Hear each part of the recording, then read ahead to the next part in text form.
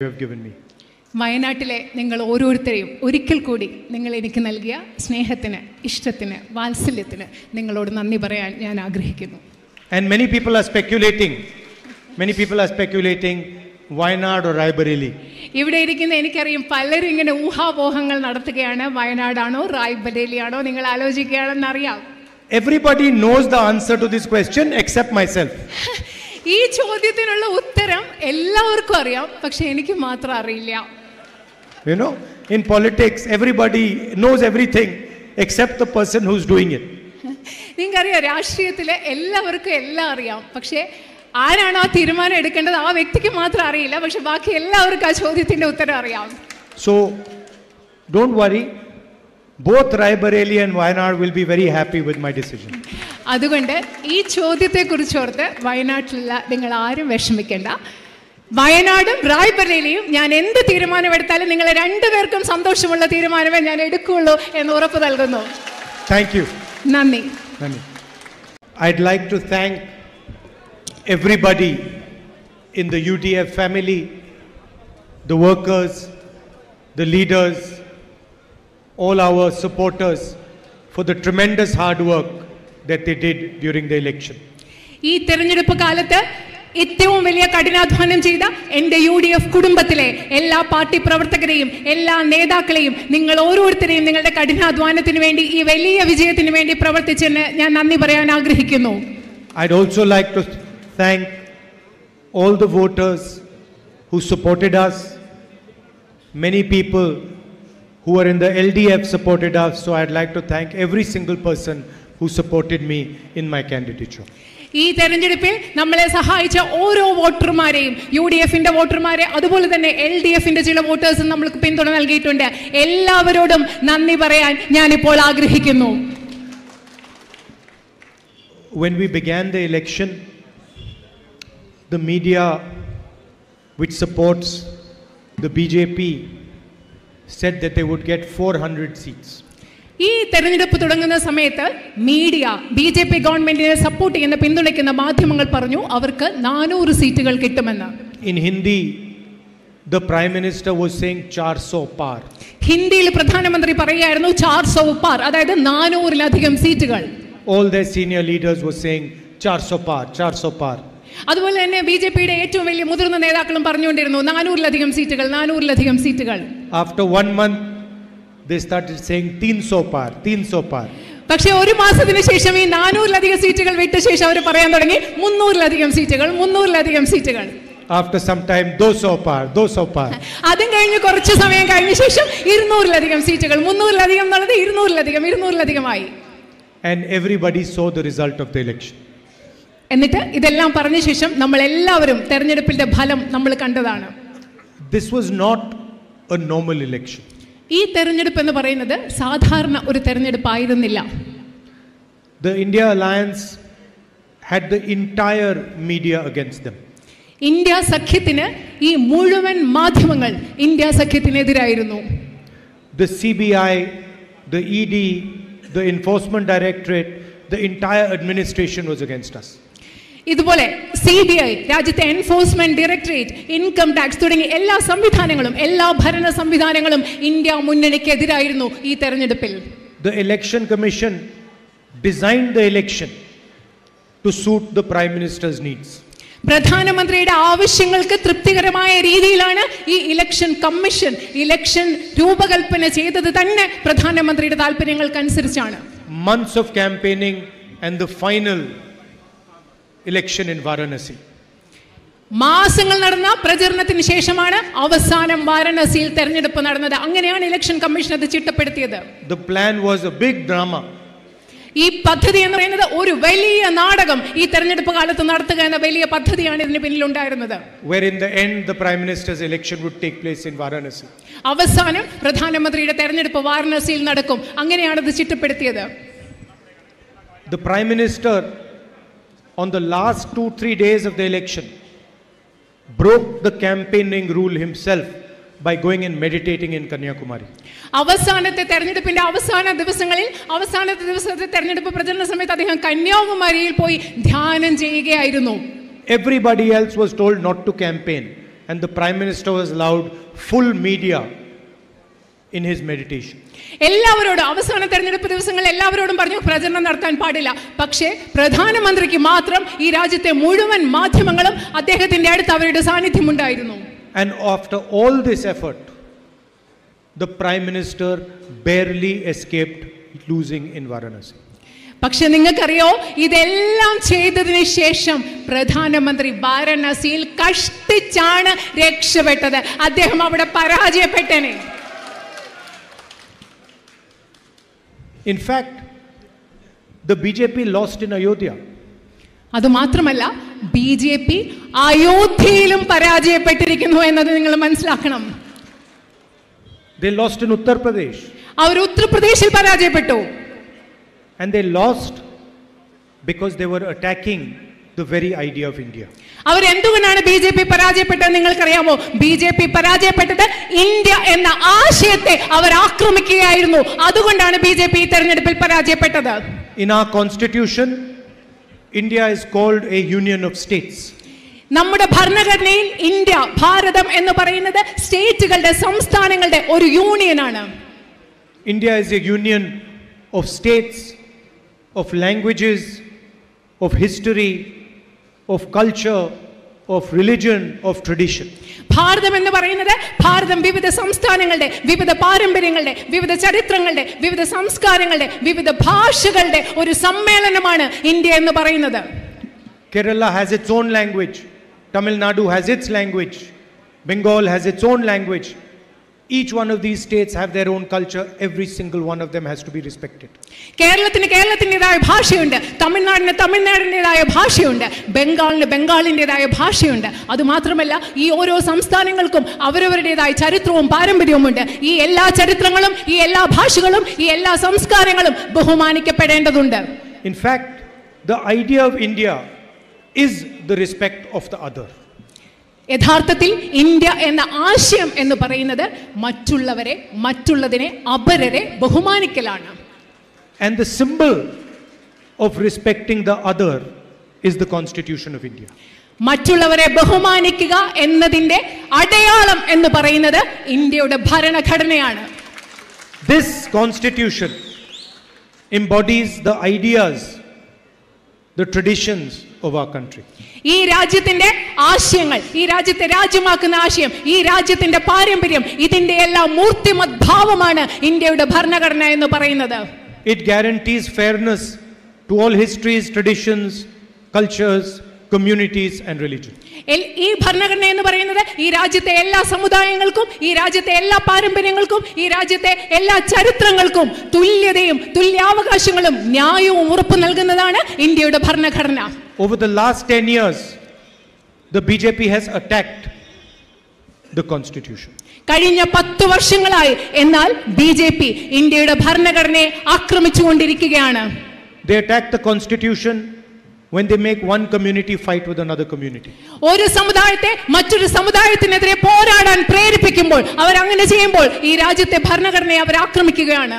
They attack the Constitution when they try to impose one idea, one language, one culture on this country.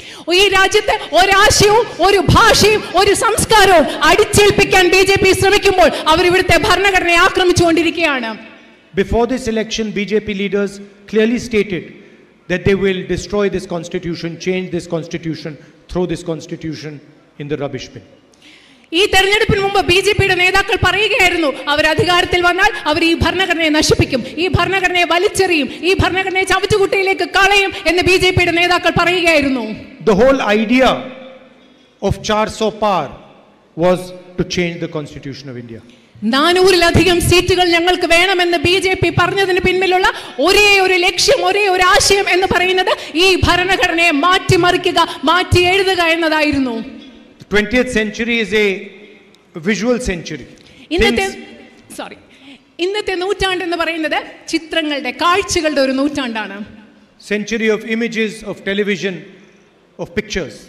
നമ്മൾ ഈ നൂറ്റാണ്ട് എന്ന് പറയുന്നത് നമ്മൾ കാഴ്ചകൾ കാണുന്നു, ചിത്രങ്ങൾ കാണുന്നു, TV കാണുന്നു, ആ ഒരു നൂറ്റാണ്ടിലാണ് നമ്മൾ ഇന്ന് ജീവിക്കുന്നത്.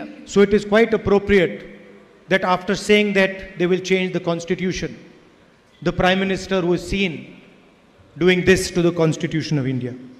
കാഴ്ചകളുടെ ഈ ലോകത്ത് നമുക്ക് വളരെയധികം സന്തോഷമുണ്ട്. കാരണം ഭരണഘടനയെ മാറ്റിമറിക്കുമെന്ന് പറഞ്ഞ ശേഷം, തെരഞ്ഞെടുപ്പ് വിജയം വന്ന ശേഷം പ്രധാനമന്ത്രി ഭരണഘടനയെ ഇങ്ങനെ വന്നിക്കുന്ന കാണുന്ന ആ ഒരു ചിത്രത്തിന് വലിയ പ്രത്യേകതയുണ്ട്. So India gave a very clear message to the Prime Minister of India. You cannot touch the constitution of this country. അതുകൊണ്ട് ഇന്ത്യയിലെ ജനങ്ങൾ, ഇന്ത്യ പ്രധാനമന്ത്രിക്ക് വളരെ കൃത്യമായ ഒരു സന്ദേശം നൽകി. ഇന്ത്യയുടെ ഭരണഘടനയെ തൊട്ട് കളിക്കാൻ ഞങ്ങൾ അനുവദിക്കില്ല എന്ന കൃത്യമായ സന്ദേശം ഇന്ത്യ നൽകി. And the truth is that what we have today is a crippled government. ഇന്ന് നമ്മൾ പറയുന്ന സത്യം എന്ന് പറഞ്ഞാൽ ഇന്ന് കേന്ദ്രത്തിൽ അധികാരത്തിലിരിക്കുന്ന ഒരു ഗവൺമെന്റ് പൂർണ്ണമായിട്ടുള്ള ഒരു ഗവൺമെന്റ് അല്ല. ധാരാളം പ്രശ്നങ്ങളുള്ള ഒരു ഗവൺമെന്റ് ആണ് കേന്ദ്രത്തിൽ അധികാരത്തിലിരിക്കുന്നത്. A government that has been beaten so badly by the Indian alliance that it cannot walk straight. കാരണം ഇന്ത്യ മുന്നണിയുടെ മാരകമായ ഒരു പ്രഹരമേറ്റ അടിയേറ്റ ഒരു ഗവൺമെന്റ് ആണ് അധികാരത്തിലിരിക്കുന്നത്. അതുകൊണ്ട് അവർക്ക് നേരെ നടക്കാൻ പോലും സാധിക്കാത്ത ഒരു ഗവൺമെന്റ് ആണ് കേന്ദ്രത്തിലുള്ളത്. Certainly not a government that is going to capably lead this country. കാരണം ഈ രാജ്യത്തെ ശക്തിമത്തായ കഴിവുള്ള ഒരു ഗവൺമെന്റ് അല്ല, ഈ രാജ്യത്തെ മുൻപോട്ട് കൊണ്ടുപോയി നയിക്കാൻ പ്രാപ്തിയുള്ള ഒരു ഗവൺമെന്റ് അല്ല ഇന്ന് അധികാരത്തിലിരിക്കുന്നത്. The India Alliance and the Congress Party has also completely destroyed the idea of Mr. Narendra Modi. അത് മാത്രമല്ല, ഇന്ത്യൻ നാഷണൽ കോൺഗ്രസും ഇന്ത്യ സഖ്യമുന്നണിയും ചേർന്ന് നരേന്ദ്രമോദിയുടെ ആശയങ്ങളെ ഈ തെരഞ്ഞെടുപ്പിൽ പൂർണ്ണമായും പരാജയപ്പെടുത്തിയിരിക്കുന്നു എന്ന് കൂടി പറയാൻ ഞാൻ ആഗ്രഹിക്കുന്നു. Today, the Narendra Modi you see is a completely different Narendra Modi than before the elections. ഇന്ന് നിങ്ങൾ കാണുന്ന നരേന്ദ്രമോദി എന്ന് പറയുന്നത് തെരഞ്ഞെടുപ്പിന് മുമ്പ് നമ്മൾ കണ്ട നരേന്ദ്രമോദിയിൽ നിന്നും തികച്ചും വ്യത്യസ്തനായ ഒരു നരേന്ദ്രമോദിയാണ് ഇന്ന് നമ്മൾ കാണുന്നത്. The people of Wayanad supported me throughout the last 5 years. കഴിഞ്ഞ 5 വർഷങ്ങൾ മുഴുവൻ നിങ്ങൾ ഓരോരുത്തരും, വയനാട്ടിലെ ജനങ്ങൾ എന്നെ പരിപൂർണമായി ഉള്ള പിന്തുണ എനിക്ക് നൽകിയിട്ടുണ്ട്. I was traveling across the country and the people of Wayanad were supporting me throughout. ഞാൻ ഈ രാജ്യം മുഴുവൻ യാത്ര ചെയ്തുകൊണ്ടിരിക്കുകയായിരുന്നു. ആ കാലയളവിൽ മുഴുവൻ വയനാട്ടിലെ ജനങ്ങൾ, നിങ്ങൾ ഓരോരുത്തരും എന്നെ പിന്തുണച്ചു. I was being interrogated by the ED for 55 hours. The people of Wayanad were supporting me throughout. Enforcement directorate എന്നെ 55 മണിക്കൂറുകൾ ചോദ്യം ചെയ്തപ്പോൾ വയനാട്ടിലെ ജനങ്ങൾ എൻ്റെ കൂടെ നിന്നു, എന്നെ പിന്തുണച്ചു. The BJP gave me a jail sentence, a 2-year jail sentence, 20 plus cases, and the people of Wayanad were supporting me throughout. എനിക്ക് BJP ഒരു 2 വർഷത്തെ ജയിൽ ശിക്ഷ നൽകിയപ്പോൾ 20-ലധികം കേസുകൾ എൻ്റെ പേരിൽ രാജ്യത്തൊട്ടാകെ ചാർത്തിയപ്പോൾ വയനാട്ടിലെ ജനങ്ങൾ, നിങ്ങൾ ഓരോരുത്തരും എന്നെ പിന്തുണച്ചു, എൻ്റെ കൂടെ നിന്നു. BJP took away my house. I got letters from people in Wayanad saying, please come and live in our house. BJP എൻ്റെ ഔദ്യോഗിക വസതി എടുത്തു മാറ്റിയപ്പോൾ എനിക്ക് വയനാട്ടിലെ നിങ്ങളിൽ പലരും എനിക്ക് കത്തെഴുതി, ദയവ് ചെയ്ത് വന്ന് ഞങ്ങളുടെ വീട്ടിൽ താമസിക്കുമെന്ന് വയനാട്ടിൽ നിന്ന് കത്തെഴുതി. And so, throughout this period, you have supported me with your love, affection and support.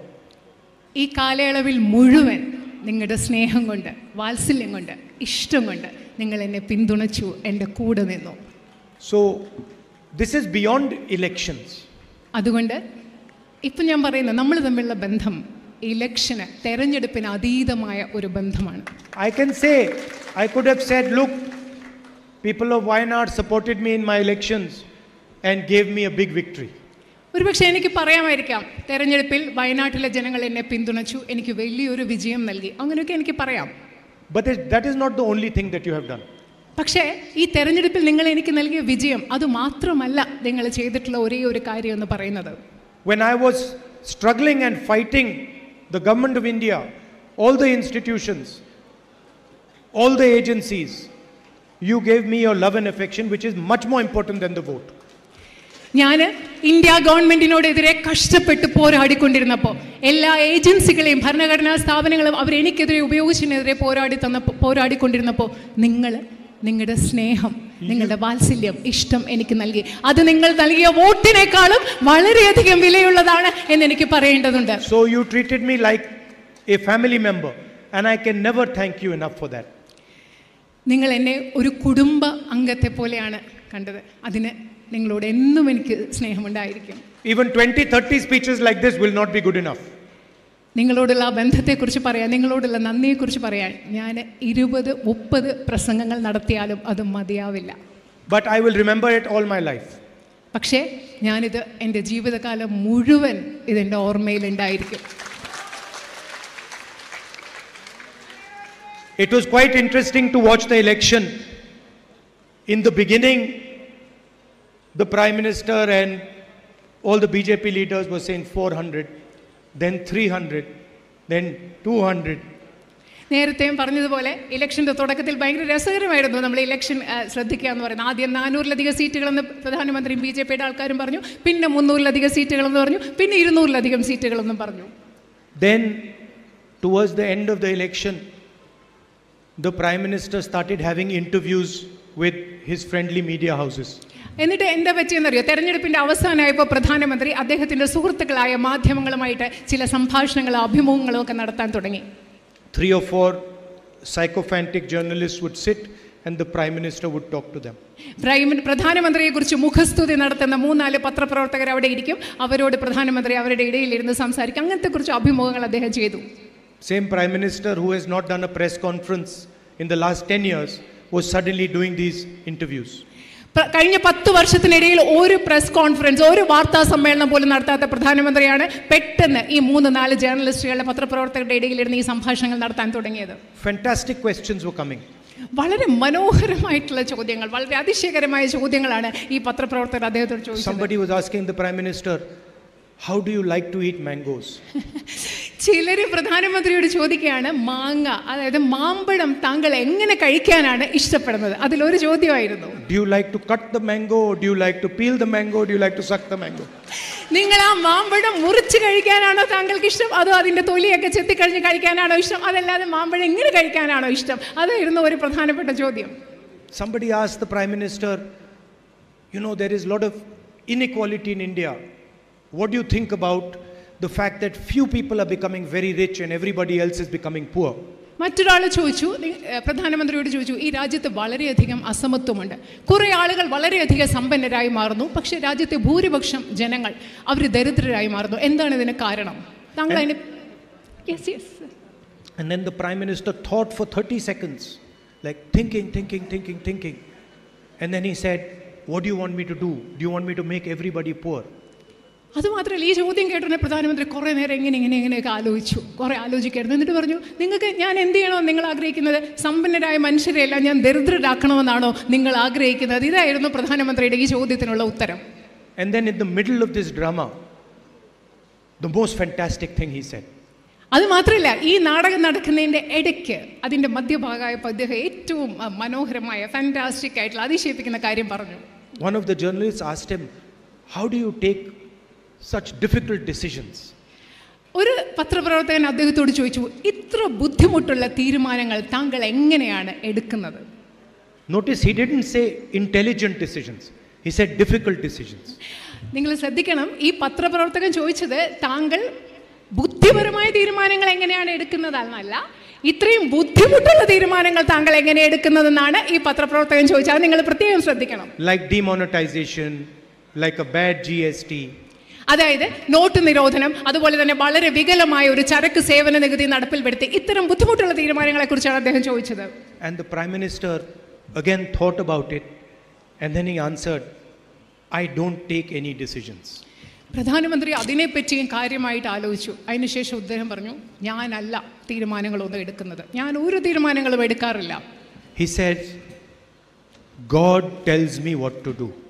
അദ്ദേഹം പറഞ്ഞ എന്താണെന്നറിയോ? ഞാൻ തീരുമാനങ്ങളൊന്നും എടുക്കുന്നില്ല, ദൈവം എന്നോട് പറയും ഞാൻ എന്താണ് ചെയ്യേണ്ടത്. I am not a biological person. ഞാൻ നിങ്ങളെയൊക്കെ പോലെ ജൈവശാസ്ത്രപരമായി ജീവശാസ്ത്രപരമായി ശരീരത്തിൽ നിന്നുണ്ടായ ഒരു മനുഷ്യനല്ല. ഇതാണ് അദ്ദേഹം. Everybody else in India is a biological person, has a mother and a father, but the Prime Minister said, no, I am not a biological person. ഇന്ത്യയിലുള്ള ബാക്കി എല്ലാ മനുഷ്യരും നമ്മളെല്ലാവരും എന്താണ് ജീവശാസ്ത്രപരമായി ഉണ്ടായവരാണ്, നമുക്ക് എല്ലാവർക്കും ഒരു അച്ഛനും അമ്മയുണ്ട്. പക്ഷെ പ്രധാനമന്ത്രി പറയുന്നു, ഞാൻ അങ്ങനെ ഉണ്ടായതല്ല, ഞാൻ ജീവശാസ്ത്രപരമായി ഉണ്ടായ ആളല്ല എന്നാണ് പ്രധാനമന്ത്രി പറഞ്ഞത്. And before I take a decision, God tells me what to do. ഞാനൊരു തീരുമാനം എടുക്കുന്നതിന് മുമ്പ് ദൈവം എന്നോട് പറയും ഞാൻ എന്താണ് ചെയ്യേണ്ടത് എന്നാണ് അദ്ദേഹം പറഞ്ഞത്. I was thinking, what an interesting God the Prime Minister has. ഞാൻ ആലോചിക്കുകയായിരുന്നു എന്ത് രസകരമായ കൗതുകകരമായ ഒരു ദൈവമാണ് പ്രധാനമന്ത്രിക്ക് ഉള്ളതെന്ന് ഞാൻ ആലോചിക്കുകയായിരുന്നു. Every decision he tells him to take benefits Adani or Ambani. ഈ പ്രധാനമന്ത്രിയുടെ ദൈവം പ്രധാനമന്ത്രിയോട് എടുക്കാൻ പറയുന്ന എല്ലാ തീരുമാനം കൊണ്ട് ഗുണമുണ്ടാവുന്നത് ആർക്കാ? അദാനിക്കും അംബാനിക്കും.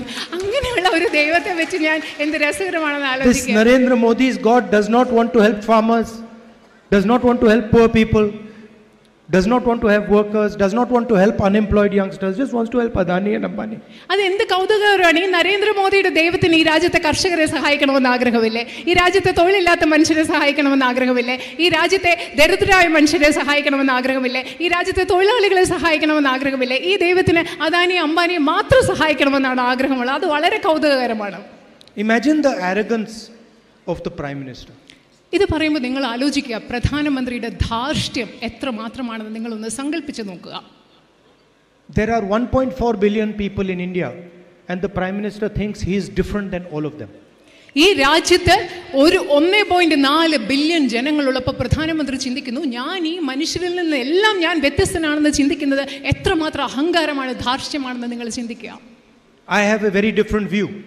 എനിക്ക് വളരെ വ്യത്യസ്തമായ ഒരു കാഴ്ചപ്പാടുണ്ട്. For me, God is in all of you. പക്ഷേ എനിക്ക് പ്രധാനമന്ത്രിയുടെ ദൈവം ഇത് പറയുമ്പോൾ എന്നെ സംബന്ധിച്ചിടത്തോളം എൻ്റെ ദൈവം എന്ന് പറയുന്നത് ഇവിടെ ഇരിക്കുന്ന നിങ്ങൾ ഓരോരുത്തരുമാണ്. In every single person, in the voice of every single person. എൻ്റെ ദൈവം എന്ന് പറയുന്നത്, ഞാൻ കാണുന്ന ദൈവം എന്ന് പറയുന്നത് ഈ രാജ്യത്തെ ഓരോ മനുഷ്യരിലുമാണ്. ഈ രാജ്യത്തെ ഓരോ മനുഷ്യന്റെ ശബ്ദത്തിലുമാണ് എൻ്റെ ദൈവം ഇരിക്കുന്നത്. And this is the protector of the voice of all our people. ഈ രാജ്യത്തെ ജനങ്ങളുടെ ശബ്ദത്തെ സംരക്ഷിക്കുന്നത് എന്ന് പറയുന്നത് ഈ എടുത്തു കാണിച്ച Indian ഭരണഘടനയാണ്. So, of course, our work has only begun right now. തീർച്ചയായും ഈ തെരഞ്ഞെടുപ്പിന് ശേഷം ഞങ്ങളുടെ ജോലി, നമ്മുടെ ജോലി തുടങ്ങിയിട്ടേ ഉള്ളൂ എന്ന് നിങ്ങളോട് പറയാൻ ഞാൻ ആഗ്രഹിക്കുന്നു. And we have proposed a vision for the country in our manifesto. ഞങ്ങളുടെ പ്രകടന പത്രികയിൽ, ഇന്ത്യൻ നാഷണൽ കോൺഗ്രസിന്റെ പ്രകടന പത്രികയിൽ ഈ രാജ്യത്തിന് വേണ്ടിയുള്ള ഒരു ദർശനം, കാഴ്ചപ്പാട് ഞങ്ങൾ അവതരിപ്പിച്ചിട്ടുണ്ട്. A pro-poor vision, a pro-farmer vision, a vision that will provide employment to millions and millions of youngsters. ഈ രാജ്യത്തെ കർഷകരോട് ചേർന്ന് നിൽക്കുന്ന, ഈ രാജ്യത്തെ ദരിദ്രരോട് ചേർന്ന് നിൽക്കുന്ന, ഈ രാജ്യത്തെ ദശലക്ഷക്കണക്കിന് തൊഴിലില്ലാത്തവർക്ക് തൊഴിൽ നൽകുന്ന ഒരു ദർശനം, കാഴ്ചപ്പാടാണ് അത് ഈ രാജ്യത്തിന് വേണ്ടി ഞങ്ങൾ അവതരിപ്പിച്ചിട്ടുള്ളത്. And we have a very strong and vibrant opposition. അത് മാത്രമല്ല, ഇപ്പോൾ നമുക്ക് വളരെ ശക്തമായ, സജീവമായ, സക്രിയമായ ഒരു പ്രതിപക്ഷം ഉണ്ട് എന്ന് കൂടി നിങ്ങളോട് പറയാൻ ഞാൻ ആഗ്രഹിക്കുന്നു. And we are going to make sure that the voice of the opposition pressurizes the government to act on our vision.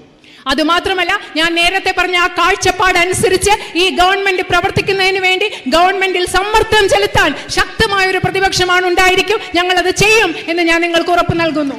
There are also very fundamental issues in Wayanad. അതുപോലെ തന്നെ വയനാട്ടിൽ വളരെ അടിസ്ഥാനപരമായ ചില പ്രശ്നങ്ങളുണ്ട്. We all know what they are. അത് എന്തൊക്കെയാണെന്ന് നമുക്ക് എല്ലാവർക്കും കൃത്യമായി അറിയാം. Night traffic, man-animal conflict, medical college, രാത്രിയാത്രാ നിരോധനം, അതുപോലെ വന്യജീവി മനുഷ്യ സംഘർഷം, അതുപോലെ മെഡിക്കൽ കോളേജ്, ഈ പ്രശ്നങ്ങളെ പറ്റി നമുക്ക് എല്ലാവർക്കും അറിയാം. And these are commitments that myself and the Congress party have made to you. ഇത് നിങ്ങൾക്ക് വേണ്ടി ഞാനും കോൺഗ്രസ് പാർട്ടിയും ചെയ്യുമെന്ന് ഉറപ്പ് നൽകുന്ന അടിസ്ഥാന കാര്യങ്ങളാണെന്ന് പറയാൻ ഞാൻ ആഗ്രഹിക്കുന്നു. And we will make sure that we honor our commitments to you. ഞാൻ ഉറപ്പ് നൽകുകയാണ്, നിങ്ങൾക്ക് നൽകിയിട്ടുള്ള വാഗ്ദാനങ്ങൾ, നിങ്ങൾക്ക് പ്രതിബദ്ധതയോടുകൂടി നൽകിയ വാഗ്ദാനങ്ങൾ പൂർത്തിയാക്കും എന്ന് ഞാൻ നിങ്ങൾക്ക് ഉറപ്പ് നൽകുന്നു. I'd like to once again thank every single person in Wayanad for the love and affection that you have given me. വയനാട്ടിലെ നിങ്ങൾ ഓരോരുത്തരെയും ഒരിക്കൽ കൂടി നിങ്ങൾ എനിക്ക് നൽകിയ സ്നേഹത്തിന്, ഇഷ്ടത്തിന്, വാത്സല്യത്തിന് നിങ്ങളോട് നന്ദി പറയാൻ ഞാൻ ആഗ്രഹിക്കുന്നു. And many people are speculating Wayanad or Raebareli. ഇവിടെ ഇരിക്കുന്ന എനിക്കറിയാം പലരും ഇങ്ങനെ ഊഹാപോഹങ്ങൾ നടത്തുകയാണ്. വയനാടാണോ റായ്ബറേലി ആണോ നിങ്ങൾ ആലോചിക്കുകയാണെന്ന് അറിയാം. everybody knows the answer to this question except myself. ഈ ചോദ്യത്തിനുള്ള ഉത്തരം എല്ലാവർക്കും അറിയാം, പക്ഷെ എനിക്ക് മാത്രം അറിയില്ല. You know, in politics everybody knows everything except the person who's doing it. നിങ്ങൾക്കറിയാം, രാഷ്ട്രീയത്തിലെ എല്ലാവർക്കും എല്ലാം അറിയാം, പക്ഷെ ആരാണ് ആ തീരുമാനം എടുക്കേണ്ടത് ആ വ്യക്തിക്ക് മാത്രം അറിയില്ല, പക്ഷെ ബാക്കി എല്ലാവർക്കും ആ ചോദ്യത്തിന്റെ ഉത്തരം അറിയാം. So don't worry, both Raebareli and Wayanad will be very happy with my decision. അതുകൊണ്ട് ഈ ചോദ്യത്തെ കുറിച്ചോർത്ത് വയനാട്ടിലുള്ള നിങ്ങൾ ആരും വിഷമിക്കേണ്ട.